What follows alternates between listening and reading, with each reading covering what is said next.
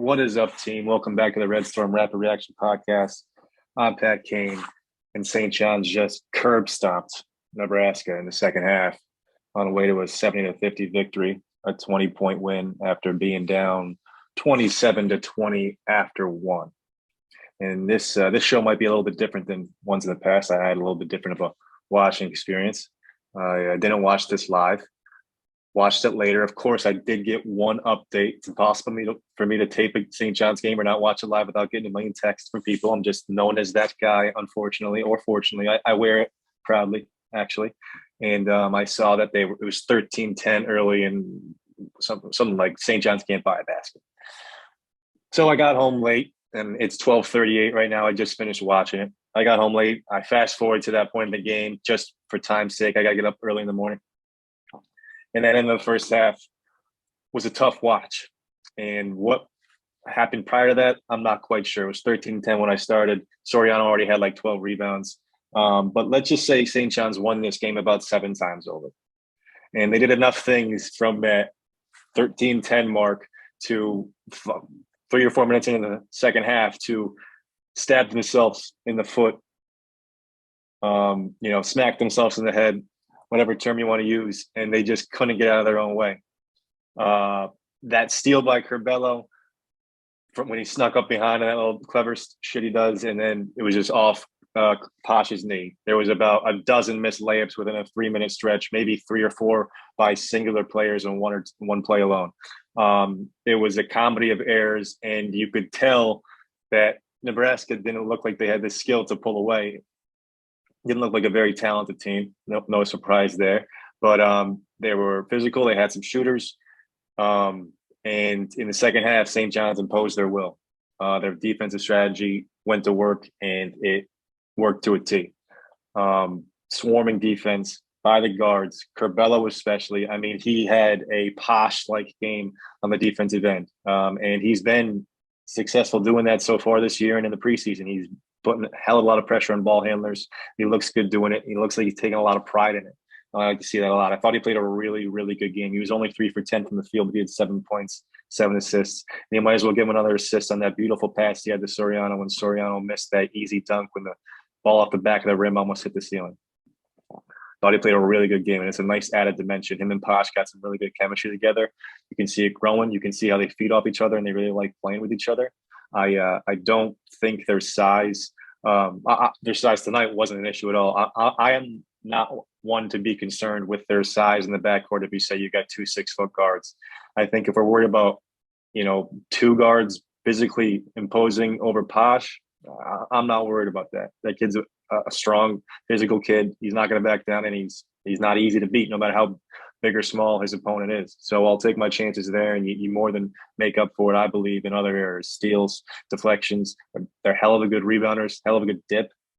Just thought about that. Big fan here. But it was a fun game to watch. I'm doing this at 12:45 in the morning, all off pure energy, because St. John's worked their game plan, and it worked, and it was fun to watch. And guys got going because the defense got going. And we finally got over that hump. It looked like we could breathe a little bit once we got that lead, and kind of clicked on that beautiful driving kick from Posh to Curbelo for a 3 in the corner. And I think that was our first lead of the game after plenty of missed opportunities to just get over that hump. We finally did. We never looked back, pushed it up quick, and it was a fun last 12 or so minutes of that game. Really, really easy watch. How about that flop technical call on Posh? I mean, I know they're trying to bring that back, and I don't hate the rule in principle, but I didn't like that one at all. I mean, you could see a little bit of a push, so a no call maybe, but then they let the play happen. They almost gave him a free play like it was an offsides in football, and they missed a good open look from 3. Once they missed it, they called it dead. I didn't like it. I want to check the rule on that. Can someone get John Cal on the phone for me, please? I like a word. Anyway, huge game from Soriano, 17 points, 18 rebounds. He was a monster out there. They didn't exploit him as much on defense, or he just played really good defensively. I mean, there was some picture perfect defensive sets we had tonight, stretches we had tonight in the second half, especially. In the first half, too. I mean, we only gave up 27 points, and we made it a dogfight while we didn't shoot the ball well. I'll have to go back and watch that first stretch of the game and see what happened, see what occurred for Soriano to get like 10 rebounds in a couple minutes. But he's a beast. I thought Stanley did some good things too, but struggled finishing and just doesn't look comfortable right now grabbing the basketball. He does a really good job boxing out. He's not very he doesn't carve out enough space or demand enough space to always get the board. He does a great job putting a body on people. I will say that one play in the first half where he like tipped the ball instead of grabbing it on the offensive and it on the defensive side, and then Nebraska ended up just grabbing it and going up for two. It was some of the softest shit I ever seen. And I love that kid. I've been one of his biggest advocate. I think he's a definite keeper and he can help us now. But that looked like he almost like was just trying to get Soriano the rebound. Like Soriano was like, hey, when we're in together, make sure I get the board. So it was soft. It was soft, unlike him. But he made up for it. He's been doing a good job protecting at the rim. Storr had some good moments in that second half. That baseline dunk was a highlight play. That three looked pure. He had another three that looked like a good look just in a drop. Did some good things on the defensive side, I thought, tonight. I think he only played about 15 minutes, but made an impact, made a positive into that impact. And he got in while the game was still, a competitive game, and it was still very much up in play. Wusu didn't, do anything particularly well. I thought he did a good job getting, loose balls and rebounds. And he's got a knack of coming out of those 50-50 situations. He's a tough physical kid. I think he hasn't really fully got going on everything else besides that three-point shot that looks good. Still getting used to this, not playing without the ball as much, but I think he's done well. That charge they called on him too, when he went knee to knee and it was like no straight center body contact, I thought was a terrible call. He threw it away off that. Of course, when you get hit knee to knee, it's not easy to make a pass. I thought he didn't know what he was going to do with it anyway, but I still thought it was a block call. There was some, calls in between there that really surprised me. I need somebody who's older and wiser than me to please tell me, was Tim Brando truly at one point well revered broadcaster? Because that is an awful listen. I mean, that is tough. He's just not aware. His connections are so loose. He doesn't understand what's going on. His references, oh man, it was a tough listen for Tim. And I don't like Donnie Marshall much either, but he was the better of this half, unfortunately for us tonight. But I'm not going to let that ruin a big St. John's win. Let's take a look at the box score. Remember, people, on YouTube, I'm bringing you this stuff now, all right? Wait a second. Hold on. That's not what I want to show you.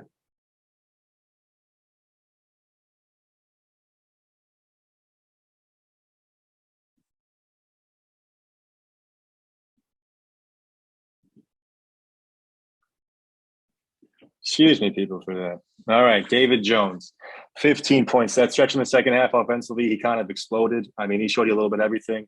Some threes, a step back three, an in rhythm three, some moves at the rim, tough physical plays. Really was our offensive spark plug in that second half. Not a completely efficient night, but a lot of those misses seem to happen in bursts. We'll see, how that transpires throughout the year. 8 rebounds, no assists. He's a guy who can make good passes. 2 steals, 1 turnover. Another really good game for Jones. Only played 22 minutes. He got in that early foul. Wait, when did I see that? See, now I'm second guessing what time I saw that second foul. I might have started the game and watched the first minute and then fast forward to the 13-10 because I did see that second foul within the minute and a half. Yeah, that's what happened. 2 fouls and I fast forwarded to 13-10. But another good game from him. Soriano, like I said, 17 points, 18 rebounds, 3 blocks, 7 for 13 from the field, 3 for 6 from the line. Guy's a beast. 33 minutes. Is that a career high? Hey, stat check guy, can you let me know? I'm pretty sure that's a career high. Posh, 13 points, 3 rebounds, 2 assists. Made a couple really, really good play. I mean, a bunch of really nice plays, couple really nice finishes, I thought, that were super impressive, where he decided he's going to be the guy that finishes it. I like seeing that a lot. Curbelo, 7 points, 7 assists, 4 steals, 4 rebounds, 2 turnovers, 29 minutes. A really good game from him. I'm a big fan. I am a big fan. I like the way they look together. Montez Mathis, I thought he played another good game. Was solid overall. Pretty good out on the break. 8 points, 3 rebounds, 2 assists, 1 steal, 1 turnover, 4 for 8 from the field, 27 minutes. Stanley, like I said, pretty solid in his time. I wish he could be a little bit more consistent catching and finishing. 3 points, 5 rebounds, an assist, 3 blocks. That's big in 15 minutes. Store 14 minutes, 5 points, 1 rebound, 1 assist, 1 steal, no turnovers. Did have 3 personal fouls. He's playing physical out there. Pinzone, only 3 minutes. I didn't see him. I did see him on the bench. Looked like he might have been hurt. Did Pinzone get hurt? Hey, stack out. Pinzone get hurt? Wusu, 16 minutes. So our bench, we had 15 from Stanley, 14 from Store, 16 from Dylan. Wusu had 2 points, 4 rebounds, 1 assist, 1 steal, 2 turnovers. That's his first multi-turnover game of the year. And he's been putting up some pretty good rebounding numbers. He's a solid rebounder overall. But how about that game? All right, I should probably get to bed. Honest truth, I should probably get to bed. All right, it looks like I'm dying over here. But thanks for listening, guys. Thanks for tuning in. YouTube folks, you're getting the best over here. Sorry for a little snafu.